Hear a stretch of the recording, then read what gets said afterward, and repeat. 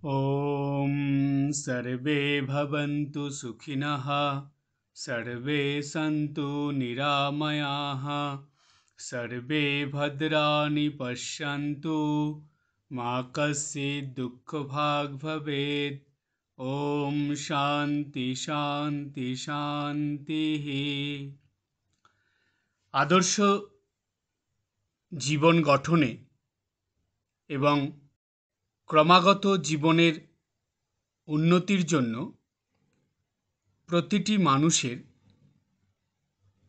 ছোট থেকে বড়, বাচ্চা থেকে বুড়ো, সকল মানুষেরই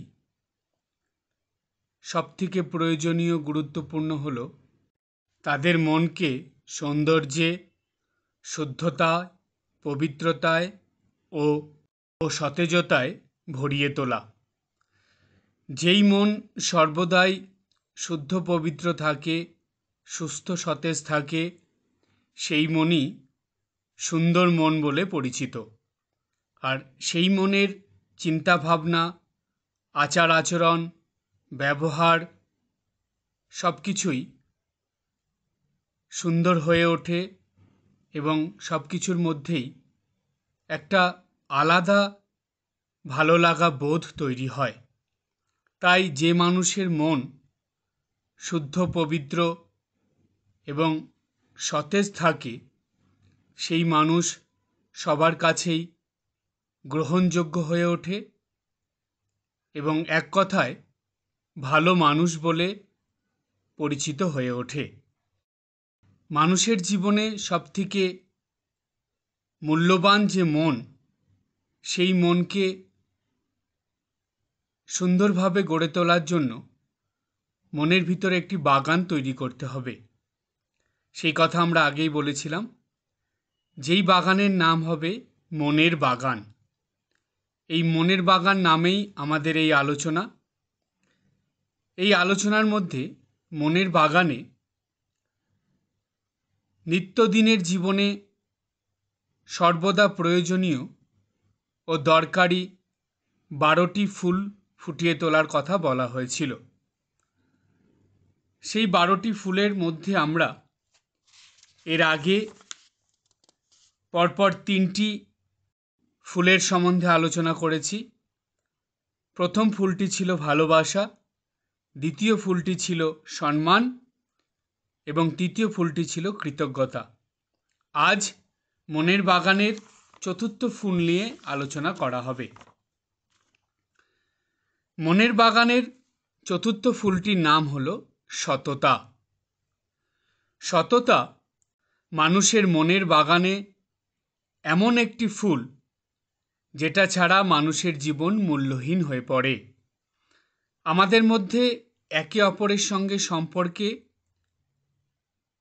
আমাদের সংসারে, পরিবারে, সমাজে, সর্বক্ষেত্রে সততা দিয়ে একটি মানুষকে মূল্যায়ন করা হয়।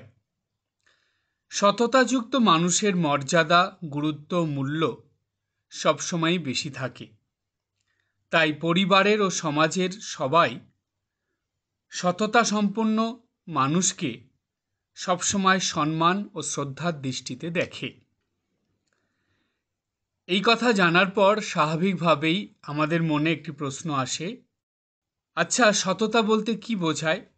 আর জীবনে সততা নিয়ে চলার উপায় কি? প্রথম প্রশ্নের উত্তর হলো, সারা জীবন ধরে সব সময়, সর্বক্ষেত্রে ও সব রকম পরিস্থিতিতে, কথায়, কাজে ও চিন্তাভাবনায় সত্যকে ধরে, সত্য পথে চলে, অন্তরে ও বাইরে সৎ থেকে এবং সৎ আদর্শ নিয়ে জীবনযাপন করা বা জীবন পথে চলাই হলো সততা। সততা নিয়ে এই আলোচনার মধ্যে প্রথম প্রশ্নের উত্তরটা আমরা পেলাম। দ্বিতীয় প্রশ্নের উত্তরে আমরা যাব। দ্বিতীয় প্রশ্নটি ছিল, জীবনে সততা নিয়ে চলার উপায় কি? এর উত্তরে বলা যায়, প্রথম, কায়, মন ও বাক্যে, অর্থাৎ শরীর দ্বারা কাজকর্মের ক্ষেত্রে মন দ্বারা চিন্তাভাবনার ক্ষেত্রে ও আচার আচরণ ব্যবহার এবং কথাবার্তার মধ্যে সর্বদা সৎ থাকতে হবে। দ্বিতীয়, সাহসিকতার সঙ্গে সৎ আদর্শের পথ ধরে সারা জীবন চলার চেষ্টা করতে হবে। তৃতীয়, মানুষকে কোনো কথা দিলে সেটা অবশ্যই রাখার চেষ্টা করতে হবে।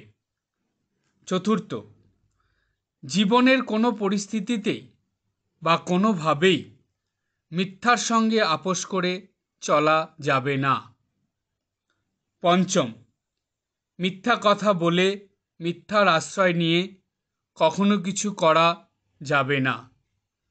আর ষষ্ঠ, সততার শক্তিতে সম্পূর্ণ বিশ্বাস রাখতে হবে এবং সেই বিশ্বাসের সঙ্গেই জীবনে যতই কঠিন পরিস্থিতি আসুক না কেন সেই পরিস্থিতির মধ্যেও সততার ওপর বিশ্বাস রেখেই এগিয়ে চলতে হবে।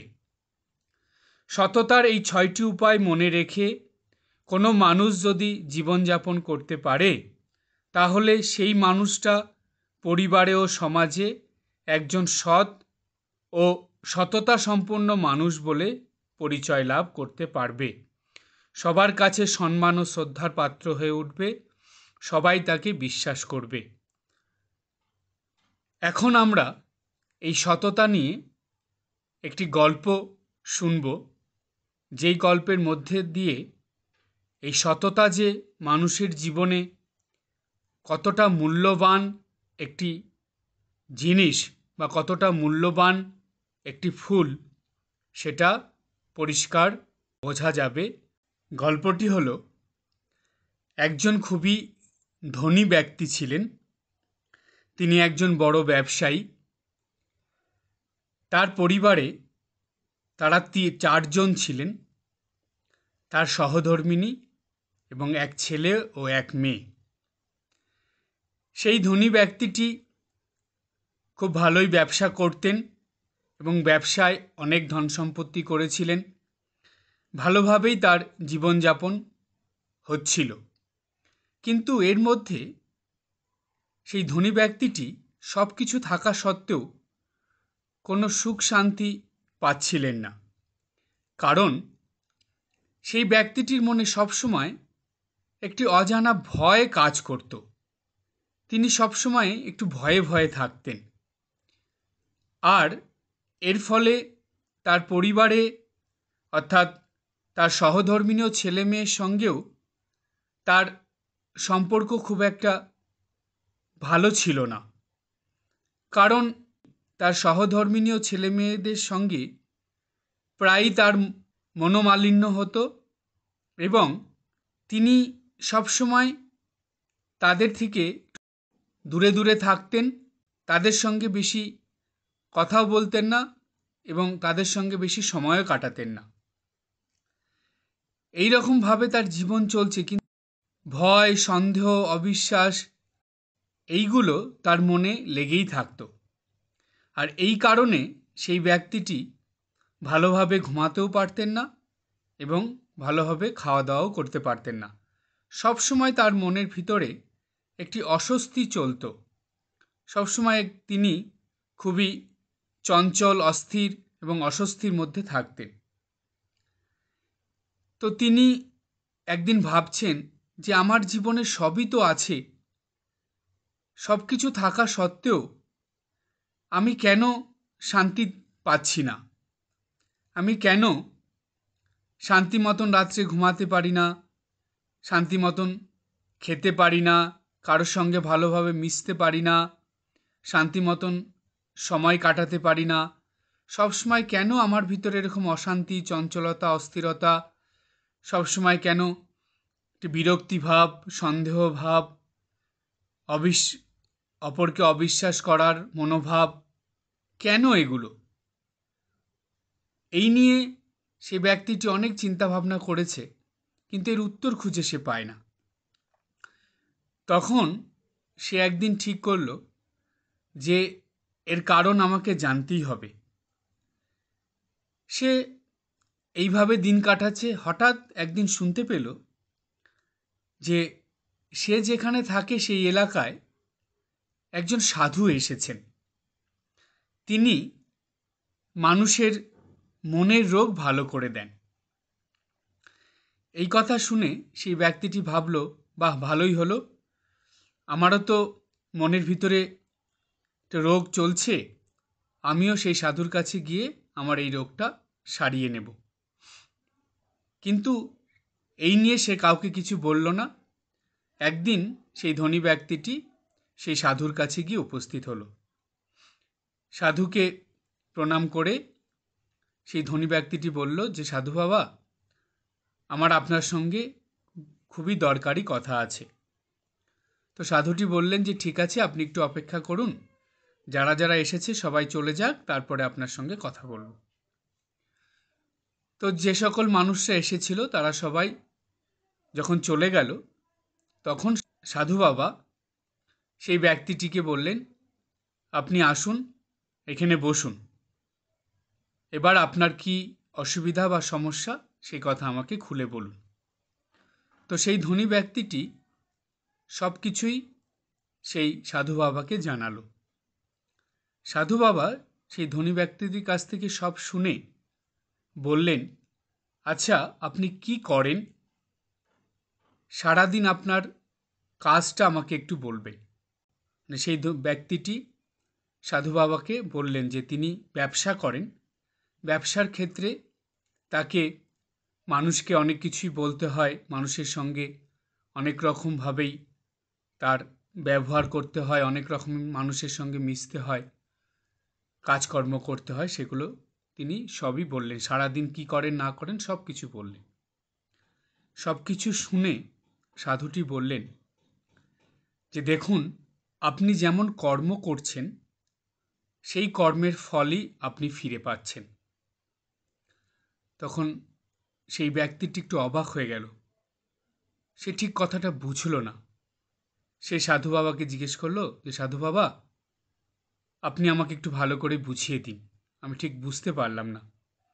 কেন, আমি তো আমার জীবন নির্বাহের জন্য, আমার পরিবারকে ভালোভাবে চালনার জন্য, এই জগতের সকল সুখ স্বাচ্ছন্দ্য লাভের জন্য যেভাবে চলা দরকার, যেভাবে জীবনযাপন করা দরকার, সেটাই তো করছি। তাহলে আমি তো ভালো কর্মই করছি, কিন্তু তারপরেও আমি এরকম কেন? আমার এই রকম অবস্থা কেন? কেন আমি সুখ শান্তি আনন্দ পাচ্ছি না? কেন মনের ভিতরে সবসময় অশান্তি, সন্দেহ, অবিশ্বাস?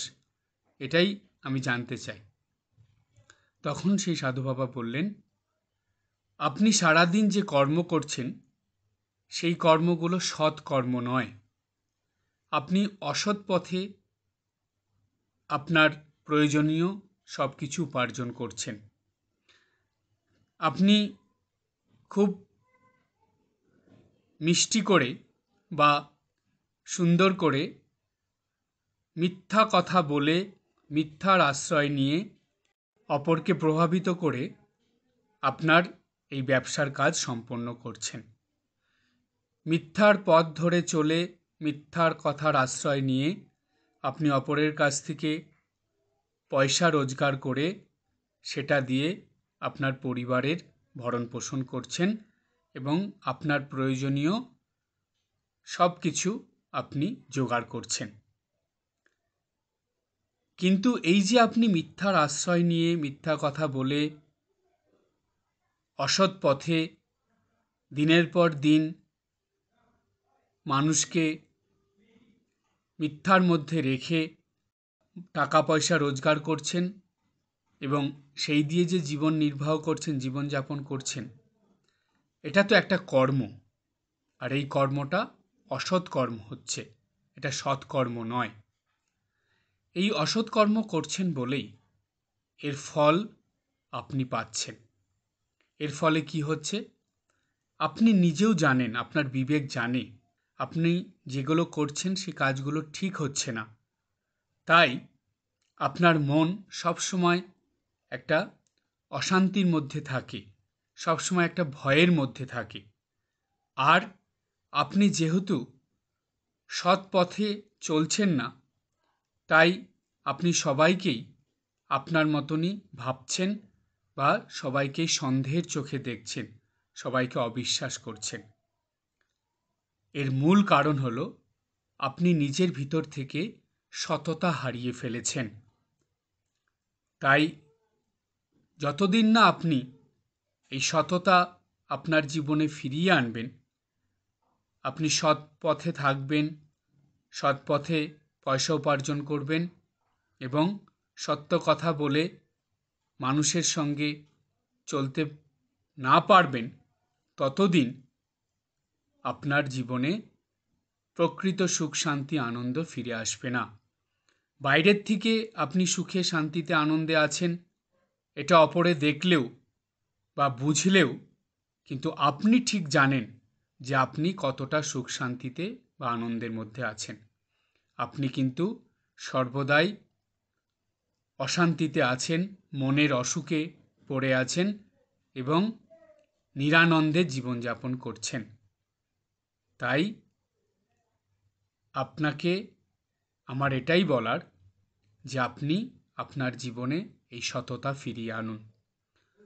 যে মানুষ সত্য পথে চলে, সত্যকে ধরে জীবনযাপন করে এবং সর্ব অবস্থায় সৎ থাকে, সেই মানুষের জীবনে হয়তো সাময়িক দুঃখ কষ্ট আসে, হয়তো তার জীবনে অত সুখ সচ্ছলতা থাকে না, টাকা পয়সা ধন সম্পত্তি অধিক পরিমাণে থাকে না, কিন্তু তবুও তার জীবনে সুখ শান্তি আনন্দ থাকে। সে নিশ্চিন্তে রাতে ঘুমাতে পারে, নিশ্চিন্তে খাওয়া দাওয়া করতে পারে এবং তার পরিবার পরিজন, ছেলে মেয়ে, আত্মীয় স্বজন, বন্ধুবান্ধব সবার সঙ্গেই হাসি খুশি আনন্দের সঙ্গে মিশতে পারে। এটাই হলো সততার গুণ। তাই আপনি আপনার জীবনে এই সততা ফিরিয়ে আনুন, দেখুন আপনার সব ঠিক হয়ে যাবে। এই কথা শুনে সেই ধনী ব্যক্তিটি সাধু বাবাকে বললেন, সাধু বাবা, আপনি আজকে আমার চোখ খুলে দিলেন। আমি বুঝতে পেরেছি কেন আমার জীবন এই রকম হয়ে গিয়েছিল। কারণ আমি সব দিক থেকে অসৎ হয়ে গিয়েছিলাম বা অসৎভাবে জীবনযাপন করছিলাম। তাই আজ থেকে আমি সততা নিয়েই জীবনযাপন করব এবং সর্ব অবস্থায় সত্যকে ধরে চলার চেষ্টা করব। তো তখন সেই ধনী ব্যক্তিটি সাধু বাবাকে প্রণাম করে ফিরে গেল। এই ছিল গল্প। তাই এই গল্পের মধ্যে দিয়ে আমরা এই শিক্ষা পেলাম, মানুষের মনের বাগানে সততা এমন একটি গুরুত্বপূর্ণ, প্রয়োজনীয় ও দরকারি ফুল, যেই ফুলটা ছাড়া মানুষের জীবন সম্পূর্ণ মূল্যহীন হয়ে যায়। সেই জীবনের কোনো মূল্য থাকে না। অর্থাৎ ভগবান প্রদত্ত এই অমূল্য মানব জীবন যদি মূল্যহীন হয়ে যায়, তাহলে সেই জীবন মৃত হয়ে যায়। তাহলে সেই মানুষ জীবন মৃত হয়ে বেঁচে থাকে। সুতরাং এইভাবে যাতে আমাদের কখনোই বেঁচে থাকতে না হয়, অর্থাৎ জীবন মৃত হয়ে যাতে আমাদের কখনোই থাকতে না হয়, তাই আমরা সবাই এই সংকল্প বা প্রতিজ্ঞা করব যে আমরাও আমাদের দৈনন্দিন জীবনে মনের বাগানে সততা নামক ফুলটি এমনভাবে ফুটিয়ে তুলব, যেই ফুলের সুবাসে বা যেই ফুলের প্রভাবে আমাদের এই অমূল্য মানব জীবন সত্যি অমূল্য হয়ে উঠবে। আজ এই পর্যন্ত। সবাই ভালো থাকবেন, হাসি খুশি আনন্দে থাকবেন। ওম আসতো মা সদ্গময় तमसो मा ज्योतिर्गमय मृत्युर्मा अमृतं गमय ॐ शान्ति शान्ति शान्तिः हरिः ओम्।